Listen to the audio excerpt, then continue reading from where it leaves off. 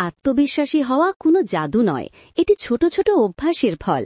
যারা সত্যিই আত্মবিশ্বাসী তাদের মধ্যে সাধারণত এই 7টি অভ্যাস দেখা যায়। 1. নিজের কথা রাখে। যা বলে তা করে, ছোট হোক বা বড়।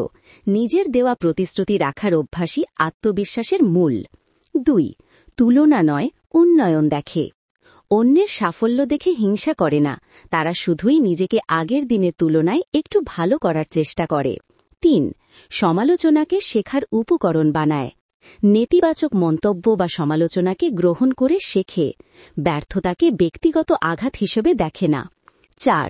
স্পষ্টভাবে না বলতে জানে। নিজের সীমা বোঝে, অন্যকে খুশি রাখতে গিয়ে নিজের মূল্য হারায় না। 5. শরীর ও মনের যত্ন নেয়। ভালো ঘুম, স্বাস্থ্যকর খাবার, ব্যায়াম এগুলো শুধু শরীরকে নয়, আত্মবিশ্বাসকেও শক্তিশালী করে। 6. ব্যর্থতাকে ভয় করে না। ব্যর্থতা মানে শেষ নয়, এটি শেখার সুযোগ এবং পরের বার আরও শক্তিশালী হওয়ার উপায়। 7. নিজের মতামতের ওপর বিশ্বাস রাখে। অন্যের মতামত শোনে, কিন্তু সিদ্ধান্ত নেয় নিজের যুক্তি ও বিশ্লেষণের ওপর ভর করে।